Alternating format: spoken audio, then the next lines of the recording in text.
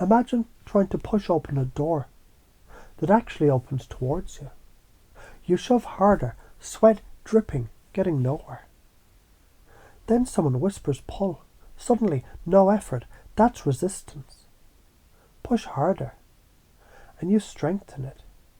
Mirror it, pace it, and it dissolves. Human identity is that door. Challenge someone's self-image, and they slam it in your face. Tell a proud atheist about God, or a devout believer about materialistic science. You're not debating. You're smashing at the wrong side of the door. Ever seen a kid with a balloon? Try to snatch it. They clutch tighter. But say, want to see how high it can float if you let go? And suddenly they release. Same with a donkey. Pull or push, it resists. Dangle a carrot, and it moves on its own.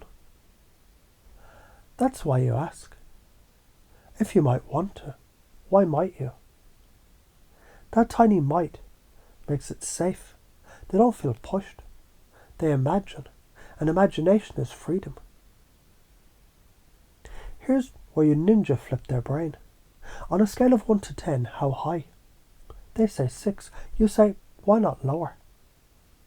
Now their brain double takes. Expected attack, but got validation. To answer, they must defend their own motivation. And every time they justify, the roots go deeper.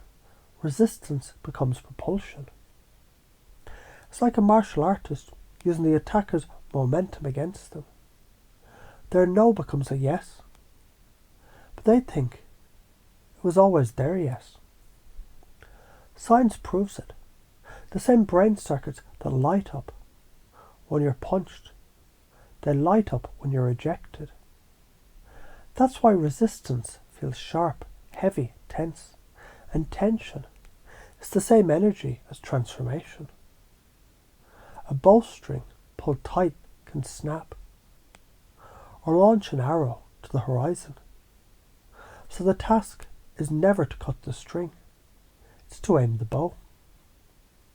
Ever notice how kids calm down when you name their feelings? You're sad, you're angry. Their breathing slows, because the nervous system accepts what it creates. Mirror words back with sincerity and suddenly they feel safe. Safety is the soil where transformation grows. A man once thought freedom meant doing everything. He chased every drug, shortcut, distraction. He drowned in empty possibility. Later, he joined monks. His life shrank to dawn bells, sweeping floors, silent meditation. And within that structure, he found true freedom. Because self-imposed limits, they're not cages, they're paintbrushes. Without the frame of the canvas, there's no masterpiece. Humans resist identity threats, because identity is survival.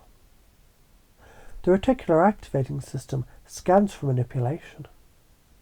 Unless you neutralize it by showing unconditional support, they'll tag every word you say as threat. Autonomy is oxygen. Strip it away. They suffocate. Restore it. And they breathe with you. Ask, what's important about that? Each answer is a breadcrumb trail into their core values. And here's the secret. People can't talk about what matters to them without feeling pleasure. Dopamine floods. Mirror those values back. And you're not persuading, you're aligning. Ignore this, you'll keep hitting walls, fighting resistance, watching relationships fracture, teams stall, influence slip away. Embody this. You'll walk through locked doors without keys because people unlock them themselves. Influence becomes effortless. Parenting, leading, selling, healing, all shift. The karma is simple. Force breeds force. Respect breeds flow. Every time you try to make someone do something, you prove you don't get it. The very act of forcing creates rebellion. It's like yelling at a flower to bloom. It doesn't work. What works is water, sunlight, patience. Your job is not to shove the seedling upward. It's to make the soil irresistible for growth. You already do this. You comfort a crying child by naming their feelings. You nod and mirror a friend's story, and they spill more. You've resisted orders, but leapt when it was your idea. Now do it consciously, play with it in arguments, sales, coaching, parenting, dating, even self-talk. And every time you notice resistance, instead of bracing, remember. This is raw energy. You can either wrestle it or redirect it. And you, now, know how to redirect. Resistance is not the wall, it's the door. Identity is not the enemy, it's the compass. Autonomy is not optional, it's survival. The fastest way to resistance is not against it, but with it. Because in truth, resistance isn't what stops change, it's what powers it.